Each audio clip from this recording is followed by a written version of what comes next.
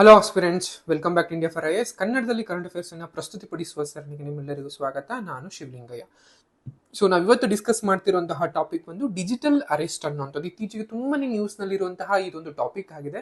So ಏನಿದು digital arrest? ನಾವೆಲ್ಲ usually physical arrest ಕೇಳಿರ್ತೀವಿ, ಅಂದ್ರೆ ಪೊಲೀಸ್ ಸ್ಟೇಷನ್ ಪೊಲೀಸರು ಬಂದು ಮುಖಾಮುಖಿಯಾಗಿ ಬಂದು ಲೈಕ್ ಅಪರಾಧಿಗಳನ್ನ ಅಥವಾ ಅಪರಾಧಿತರನ್ನ ಅರೆಸ್ಟ್ ಮಾಡಿಕೊಂಡು ಪೊಲೀಸ್ ಸ್ಟೇಷನ್ಗಳಿಗೆ ತೆಗೆದುಕೊಂಡು ಹೋಗುವಂತ ನೋಡಿದೀವಿ. ಸೊ ಏನಿದು ಡಿಜಿಟಲ್ ಅಥವಾ ಡಿಜಿಟಲೀಕರಣ ಅನ್ನುವಂಥದ್ದು, ಅದು ಡಿಜಿಟಲ್ ಅರೆಸ್ಟ್ ಅನ್ನುವಂಥದ್ದು, ಅದು ಒಂದು ಲೀಗಲ್ ಪ್ರಾಸಿಕ್ಯೂಷನ್ ಅಥವಾ ಲೀಗಲ್ ಆಗಿ ನಡೆಯುವಂಥದ್ದು ಏನಿದೆ ಅನ್ನುವಂಥದ್ದು ಮಾಹಿತಿ, ಅಥವಾ ಏನಕ್ಕೆ ಇದು ಸುದ್ದಿನಲ್ಲಿದೆ ಅಂತ ಮಾಹಿತಿಯನ್ನ ಈ ವಿಡಿಯೋದಲ್ಲಿ ನಾವು ನೋಡ್ತಾ ಏನಕ್ಕೆ ನ್ಯೂಸ್ ಅಲ್ಲಿ ಇತ್ತು ಅನ್ನೋದಾದ್ರೆ, ಇತ್ತೀಚೆಗೆ ಪ್ರಧಾನಮಂತ್ರಿಗಳ ಒಂದು ವಿನೂತನವಾದಂತಹ ಲೈಕ್ ಫೀಚರ್ಸ್ ಆಗಿರುವಂತಹ ಮನ್ ಕಿ ಬಾತ್ ಅನ್ನುವಂಥದ್ದು ಏನು ಪ್ರತಿ ತಿಂಗಳು ಒಂದು ನಡೆಯುತ್ತೆ. ಸೊ ಈ ಮನ್ ಕಿ ಬಾತ್ ನಲ್ಲಿ PM ಮೋದಿ ಅವರು ಲೈಕ್ ಇತ್ತೀಚೆಗೆ ಭಾರತದಲ್ಲಿ ಅತಿ ಹೆಚ್ಚಾಗಿ ಭಾರತೀಯರನ್ನು ಗುರಿಯಾಗಿಸಿಕೊಂಡು ಈ ಒಂದು ಡಿಜಿಟಲ್ ಅರೆಸ್ಟ್ ಅನ್ನುವಂತಹ ಒಂದು ಸೈಬರ್ ವಂಚನೆ ನಡೀತಾ ಇದೆ. ಸೊ ಅದರ ವಿರುದ್ಧ ಎಲ್ಲರೂ ಜಾಗೃತಿಯನ್ನ ಕೊಡಬೇಕು. ಶಾಲಾ ಕಾಲೇಜುಗಳು ಅಥವಾ ವಿಶ್ವವಿದ್ಯಾನಿಲಯಗಳು ಜನರಲ್ಲಿ ಒಂದು ಜಾಗೃತಿಯನ್ನ ಮೂಡಿಸುವಂತಹ ಒಂದು ಕೆಲಸವನ್ನ ಮಾಡಬೇಕು ಅನ್ನೋ ರೀತಿಯಲ್ಲಿ ಒಂದು ಕರೆಯನ್ನ ನೀಡಿದ್ರು. ಸೊ ಆ ದೃಷ್ಟಿಯಿಂದಾಗಿ ಈ ಏನಿದು ಡಿಜಿಟಲ್ ಅರೆಸ್ಟ್ ಅನ್ನೋದು ತುಂಬಾನೇ ನ್ಯೂಸ್ ಅಲ್ಲಿ ಇತ್ತು.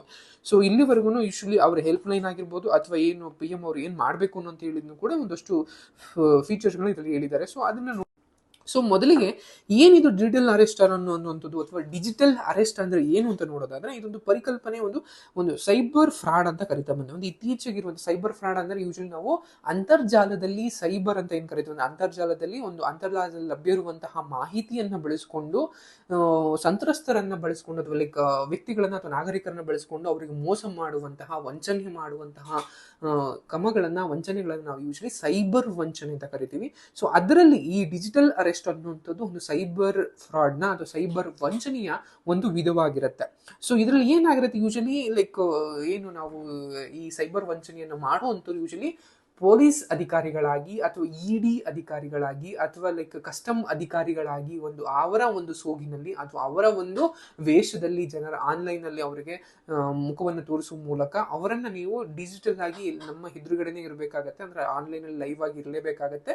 ಸೊ ನಾವು ಹೇಳದಂಗೆ ನೋಡ್ಕೋಬೇಕಾಗತ್ತೆ, ಇಲ್ಲ ಅಂದ್ರೆ ನೀವನ್ನ ಫಿಸಿಕಲ್ ಆಗಿ ಅರೆಸ್ಟ್ ಮಾಡಲಾಗುತ್ತೆ. ಈ ರೀತಿಯಾಗಿ ಎದುರಿಸಿ ಅವರಿಂದ ಲೈಕ್ ಎಕನಾಮಿಕ್ ಅಂದ್ರೆ like usually like like bank details ಆಗಿರ್ಬೋದು, ಅದರ್ ಪರ್ಸನಲ್ ಇನ್ಫಾರ್ಮೇಶನ್ ಆಗಿರ್ಬೋದು, ಇವೆಲ್ಲವನ್ನು ಶೇರ್ ಮಾಡಿಕೊಂಡು ಅಥವಾ ಅವರಿಂದ ಬ್ಯಾಂಕಿಂದ ಅಕೌಂಟ್ ಲೈಕ್ ಅಮೌಂಟ್ ಅನ್ನು ಟ್ರಾನ್ಸಾಕ್ಷನ್ ಅನ್ನು ಮಾಡಿಸ್ಕೊಳ್ಳೋದ್ರ ಮೂಲಕ ಅವರನ್ನ ಬೆದರಿಸಿ ಅದ್ರ ನೀವು ಡಿಜಿಟಲ್ ಆಗಿ ಅರೆಸ್ಟ್ ಮಾಡ್ತಾ ಇದೀವಿ ನಿಮ್ಮನ್ನ ಅನ್ನೋ ರೀತಿಯಲ್ಲಿ ಎದುರಿಸಿ ಅವರಿಂದ ಹಣವನ್ನ ಗಳಿಸುವಂತಹ ವಂಚನೆ ಈಗ ಒಂದು ಹೆಚ್ಚಾಗಿ ಕಂಡು ಬರ್ತಿದೆ. ಸೊ ಅದನ್ನ ನಾವು ಡಿಜಿಟಲ್ ಅರೆಸ್ಟ್ ಅಂತ ಕರಿತೀವಿ. ಅಂದ್ರೆ ಯೂಶಲಿ ಇಲ್ಲಿ ಥ್ರೆಟ್ಸ್ ಅರೆಸ್ಟ್ ಅನ್ನ usually name of fake international parcel ಅಥವಾ ಬ್ಯಾನಲ್ ಇದಾಗ ಬಂದಿದೆ, ಅಂದ್ರೆ ನಿಮ್ಮ ಹೆಸರಿಗೆ ಇಂಟರ್ನ್ಯಾಷನಲ್ ಲೆವೆಲ್ ಇಂದ ಅದು ಬೇರೆ ದೇಶದಿಂದ ಒಂದು ಡ್ರಗ್ಸ್ ಬಂದಿದೆ ಅಥವಾ ಇನ್ನೇನೋ ಒಂದು ಲೈಕ್ ಪಾರ್ಸಲ್ ಏನೋ ಒಂದು ಪಾರ್ಸಲ್ ಬಂದಿದೆ, ಅದು ನೀವು ಹೆಸರು ಬಂದಿರೋದ್ರಿಂದ ನಿಮ್ಮನ್ನು ಅರೆಸ್ಟ್ ಮಾಡಬೇಕಾಗತ್ತೆ. ನೀವು ಇಷ್ಟು ಅಮೌಂಟ್ ಅನ್ನು ಕೊಟ್ಟರೆ ಇದನ್ನ ನಾವು ಅರೆಸ್ಟ್ ಮಾಡೋದಿಲ್ಲ ಅಥವಾ ಈ ಪ್ರೋಸೆಸ್ ಇಂದ ನಿಮ್ಮನ್ನ ಹೊರಗಿಡ್ತೀವಿ ಅನ್ನೋ ರೀತಿಯಲ್ಲಿ ಎದುರಿಸಿ ಅವರಿಂದ ಹಣವನ್ನು ವಸೂಲಿ ಮಾಡುವಂಥದ್ದು ನಾವು ನೋಡ್ತಾ ಬಂದಿದ್ದೀವಿ. ಇದೊಂದು ಆರ್ಗನೈಸ್ಡ್ ಎಕನಾಮಿಕ್ ಕ್ರೈಮ್ ಆಗಿರುತ್ತೆ, ಯಾಕಂದ್ರೆ ಇವರ ಒಂದು ಪರ್ಸನಲ್ ಇನ್ಫಾರ್ಮೇಶನ್ ಮೊದಲು ಕದಿಲಾಗುತ್ತೆ, ಆ ನಂತರದಲ್ಲಿ ಅವ್ರಿಗೆ ಅಪ್ರೋಚ್ ಮಾಡ್ತಾರೆ,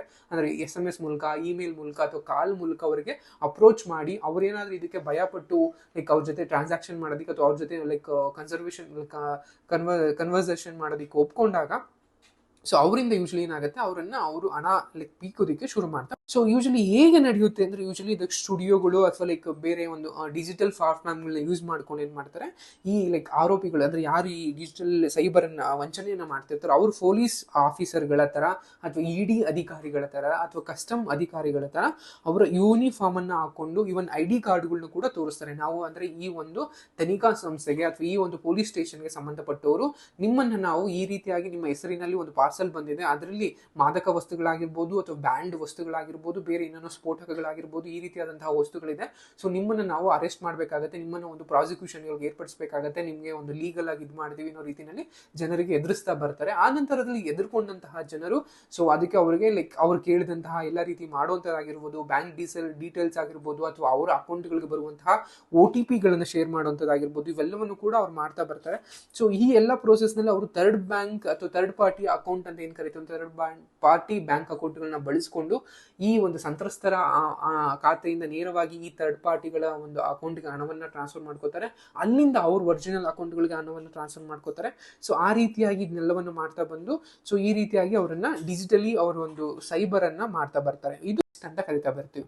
ಸೊ ಹೇಗಿದೆ ಈ ಡಿಜಿಟಲ್ ಅರೆಸ್ಟ್ ನ ಒಂದಷ್ಟು ವಿಧಗಳನ್ನು ನೋಡೋದಾದ್ರೆ ಯೂಶಲಿ ನಮಗೆ ಒಂದು ಫಿಶಿಂಗ್ ಹಗರಣಗಳಂತ ಕರಿತೀವಿ, ಅಥವಾ ವಿಶಿಂಗ್ ಅಂತ ಕರಿತೀವಿ, ಅಂದ್ರೆ ಸ್ಮಿಶಿಂಗ್ ಅಂತ ಕರಿತೀವಿ, ಅಂದ್ರೆ ರಾಮ್ಸರ್ವೇರ್, ಈ ರೀತಿಯಾದಂತಹ ಒಂದಷ್ಟು ಟೈಪ್ಗಳಿದಾವೆ. ಸೊ ಇವನ್ನ ನೀವು ನೋಡ್ತಾ ಬರಬೇಕಾಗತ್ತೆ. ಮೊದಲಿಗೆ ಫಿಶಿಂಗ್ ಸೈಬರ್ ಆಕ್ಟಿವಿಟಿಯಿಂದ ನಾವು ವಂಚಕರು ಇದರಲ್ಲಿ ಏನ್ ಮಾಡ್ತಾರೆ, ವೈಯಕ್ತಿಕ ಮಾಹಿತಿಯನ್ನು ಪಡೆಯಲು ಒಂದು ಅಧಿಕೃತ ಪೋರ್ಟಲ್ಗಳನ್ನ ಹೋಲುವಂತಹ ನಕಲಿ ವೆಬ್ಸೈಟ್ಗಳನ್ನ, ಇಮೇಲ್ಗಳನ್ನ ರಚನೆ ಮಾಡ್ತಾರೆ. ಸೊ ಇದರಲ್ಲಿ ನಾವು ಫಿಶಿಂಗ್ ಹಗರಣ ಅಥವಾ ಫಿಶಿಂಗ್ ಫ್ರಾಡ್ ಅಂತ ಕರಿತಾ ಬರ್ತೀವಿ. ದೆನ್ ವಿಶಿಂಗ್ ಅಂತ ಕರಿತೀವಿ, ಅಂದ್ರೆ ವಾಯ್ಸ್ ಫಿಶಿಂಗ್ ಅಂತ, ಅಂದ್ರೆ ಫೋನ್ ಕರೆಗಳನ್ನ ಬಳಸೋದ್ರ ಮೂಲಕ ಹಣ ಅಥವಾ ಡೇಟಾವನ್ನ ಸುಲಿಗೆ ಮಾಡಲು ಕಾನೂನು ಅಧಿಕಾರಿಗಳಂತೆ ಬೆದರಿಕೆ ಒಡ್ಡುವ ಸ್ಪ್ಯಾಮರ್ಗಳನ್ನ ಒಡ್ಕೊಳ್ತಾರೆ. ಇದನ್ನ ನಾವು ವಿಶಿಂಗ್ ಅಂತ ಕರಿತೀವಿ. ಇನ್ನೊಂದು ಸ್ಮಿಶಿಂಗ್ ಅಂದ್ರೆ SMS ಫಿಶಿಂಗ್ ಅಂತ, ನಕಲಿ SMS ಎಚ್ಚರಿಕೆಗಳನ್ನ ಕಳಿಸಲಾಗುತ್ತೆ. ಸೊ ಆ ಮೂಲಕ ಅವರಿಂದ ಮಾಹಿತಿಯನ್ನ ಅಥವಾ ಹಣದ ಪಾವತಿಯನ್ನ ಪ್ರತಿಕ್ರಿಯಿಸದ ಹೊರತು ನಿಮ್ಮನ್ನ ತಕ್ಷಣ ಬಂಧನ ಮಾಡ್ತಾ ಇದೀವಿ ಅನ್ನೋ ರೀತಿಯಲ್ಲಿ ಒಂದು ಎಚ್ಚರಿಕೆ SMS ನ ಕಳಿಸ್ಲಾ ಬರ್ತೀವಿ. ಸೊ ಇದನ್ನ ಸ್ಮಿಶಿಂಗ್ ಅಂತ ಕರೀತಾರೆ. ಇನ್ನೊಂದು ರಾಮ್ಸರ್ವೇರ್ ಅಂತ ನಿಮ್ಗೆ ಯೂಶಲಿ ಗೊತ್ತಿರುವಂತದ್ದೇ, ಏನ್ ಈ ಸಂತ್ರಸ್ತರು ಇರ್ತಾರೆ, ಯಾರು ಟಾರ್ಗೆಟೆಡ್ ಪೀಪಲ್ ಇರ್ತಾರೆ, ಅವರ ಒಂದು ಡೇಟಾವನ್ನ, ಅವರ ಒಂದು ಪರ್ಸನಲ್ ಮಾಹಿತಿಯನ್ನ ಅತಿಕ್ರಮಣ ಮಾಡುವಂತಹ ಒಂದು ರೀತಿಯ ಮಾಲ್ವೇರ್ ಆಗಿರುತ್ತೆ.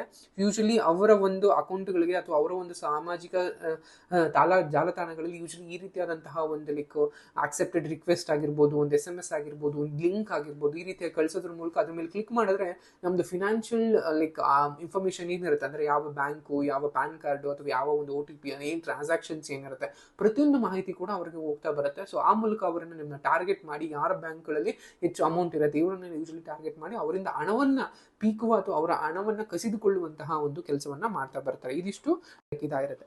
ಸೊ ಈ ಡಿಜಿಟಲ್ ಬಂಧನವನ್ನ ಅಥವಾ ಹೇಗೆ ಇದನ್ನ ತಡೆಗಟ್ಟುವಂಥದ್ದು ನೋಡೋದಕ್ಕೆ ಬಂದಾಗ ಒಂದಷ್ಟು ಸೈಬರ್ ನೈರ್ಮಲ್ಯ ಅಂತ ಕರಿತೀವಿ. ಅಂದ್ರೆ ಯೂಶಲಿ ಪಾಸ್ವರ್ಡ್ಗಳಾಗಿರ್ಬೋದು, ಸಾಫ್ಟ್ವೇರ್ಗಳಾಗಿರ್ಬೋದು, ನಾವು ಬಳಸುವಂತಹ ಒಂದು ಏನು ಲ್ಯಾಪ್ಟಾಪ್ ಆಗಿರ್ಬೋದು, ಮೊಬೈಲ್ಗಳಾಗಿರ್ಬೋದು, ಇವೆಲ್ಲ ಬಳಸುವಂತಹ ಒಂದಷ್ಟು ಪಾಸ್ವರ್ಡ್ಗಳು ಅಥವಾ ಸಾಫ್ಟ್ವೇರ್ಗಳನ್ನ ನಿಯಮಿತವಾಗಿ, ಅಂದ್ರೆ ಪೀರಿಯಾಡಿಕಲಿ ಅದನ್ನ ನಾವು ಚೇಂಜ್ ಮಾಡ್ತಾ ಬರಬೇಕಾಗತ್ತೆ. ಅಂದ್ರೆ ಸಾಫ್ಟ್ವೇರ್ಗಳನ್ನ ಅತಿ ಹೆಚ್ಚಿನ ಚೆನ್ನಾಗಿರುವಂತಹ ಸಾಫ್ಟ್ವೇರ್ಗಳನ್ನ ನಾವು ಬಳಸ್ತಾ ಬರುವಂತದ್ದಾಗಿರುತ್ತೆ. ಅಂಡ್ ದ್ವಿದೃಢೀಕರಣ ಅಂತ ಕರಿತೀವಿ, ಅಂದ್ರೆ ಡಬಲ್ ಎಡ್ಜೆಡ್, ಯೂಶಲಿ ಡಬಲ್ ಪಾಸ್ವರ್ಡ್ಗಳನ್ನ ಕೊಡುವಂಥದ್ದು, ಈ ರೀತಿಯಾಗಿ ನಾವು ಮಾಡ್ತಾ ಬರಬೇಕಾಗತ್ತೆ.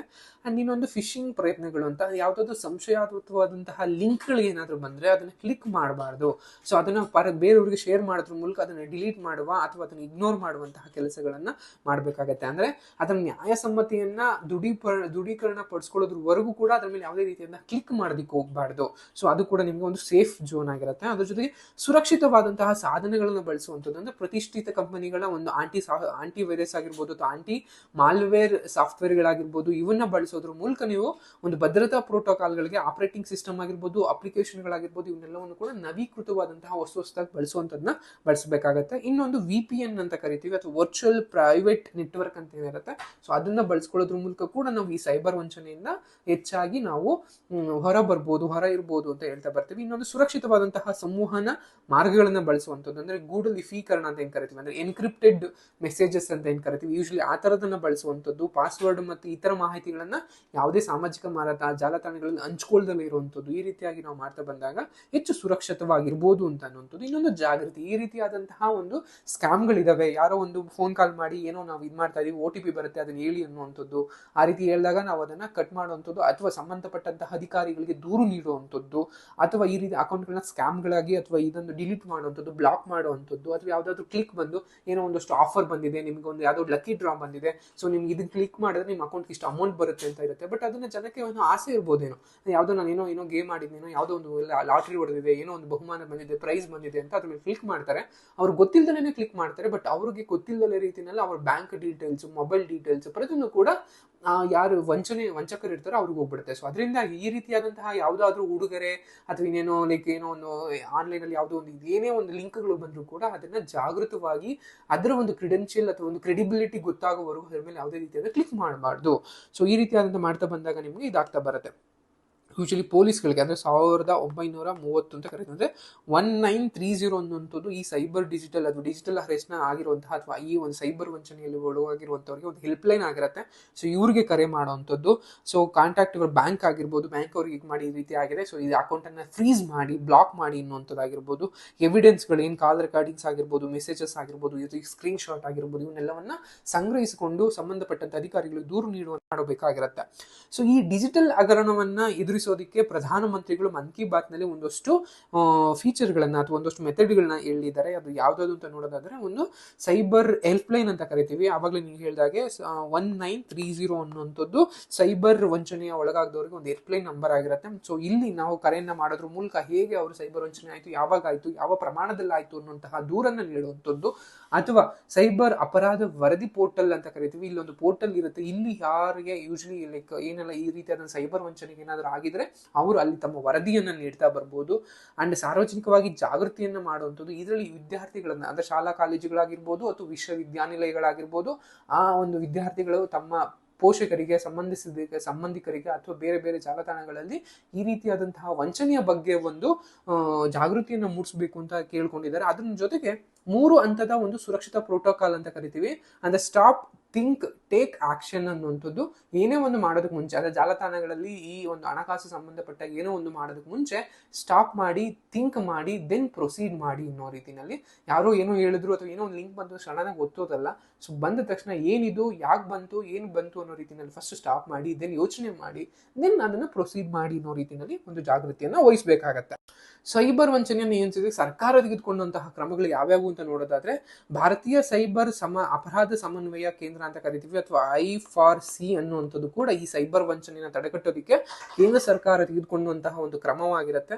ಇದ್ರ ಜೊತೆಗೆ ಬೇಕಾದಷ್ಟು ಇನಿಷಿಯೇಟಿವ್ಸ್ ಮತ್ತೆ ಕೋಆಪರೇಷನ್ ಅಥವಾ ಕೋಆಪರೇಟಿವ್ ಲೈಕ್ ಕೊಲಾಬರೇಷನ್ ಅನ್ನು ಮಾಡ್ಕೊಂಡಿದೆ. ಅಂದ್ರೆ ಮೈಕ್ರೋಸಾಫ್ಟ್ ಜೊತೆಗೆ ಸೇರಿ I4C ಆಗಿರ್ಬೋದು ಅಥವಾ 1000 ಸ್ಪೈ ಐಡಿಗಳನ್ನ ಬ್ಯಾನ್ ಮಾಡಿರೋದಾಗಿರ್ಬೋದು, ಬೇಕಾದಷ್ಟು ಲೈಕ್ ಇನಿಷಿಯೇಟಿವ್ ಗಳನ್ನ ತೆಗೆದುಕೊಳ್ತಾ ಬಂದಿದೆ. ಅದ್ರ ಜೊತೆಗೆ ಅಂತಾರಾಷ್ಟ್ರೀಯ ಅಪರಾಧ ವಿರುದ್ಧದ ಮಧ್ಯಂತರ ಸಮಿತಿ ಅಂತ 2020-24 ಒಂದು ಮೇ ನಲ್ಲಿ ಯೂಶಲಿ ಒಂದು ಸಮಿತಿಯನ್ನು ಇದು ಮಾಡಿತು.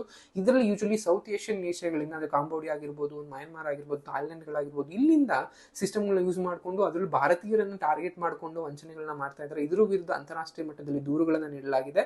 ಸೊ ಇದ್ರ ಜೊತೆಗೆ ಸೈಬರ್ ಕ್ರೈಮ್ ವರದಿ ಮಾಡೋದಕ್ಕೆ ಎಲ್ಲರನ್ನು ಪ್ರೋತ್ಸಾಹ ಮಾಡುವಂಥದ್ದು. ಸೈಬರ್ ಯಾವ್ದಾದ್ರು ಕ್ರೈಮ್ಗಳಾದ್ರೆ ಅಥವಾ ವರದಿ ಲೈಕ್ ಏನಾದ್ರು ವಂಚನೆಗಳಾದ್ರೆ ಅದನ್ನು ಸಂಬಂಧಪಟ್ಟಂತ ಅಧಿಕಾರಿಗಳಿಗೆ ತಕ್ಷಣದಲ್ಲಿ ಅಂದ್ರೆ 24 ಗಂಟೆಗಳ ಒಳಗಾಗಿ ಒಂದು ವರದಿಯನ್ನು ಮಾಡುವಂಥದ್ದನ್ನ ಪ್ರೋತ್ಸಾಹ ಮಾಡಲಾಗ್ತಿದೆ. ಸೊ ಇದಿಷ್ಟು ಸಂಬಂಧಪಟ್ಟಂತ ಮಾಹಿತಿ ಅಥವಾ ಡಿಜಿಟಲ್ ಅರೆಸ್ಟ್ ಗೆ ಸಂಬಂಧಪಟ್ಟಂತ ಮಾಹಿತಿ. ಈ ಮಾಹಿತಿ ನಿಮ್ಗೆ ಇಷ್ಟ ಆಗುತ್ತೆ ಅಂತ ಭಾವಿಸ್ತಾ ಈ ವಿಡಿಯೋ ಏನ್ ಮಾಡ್ತಾ ಇದ್ದೀನಿ. Thank you.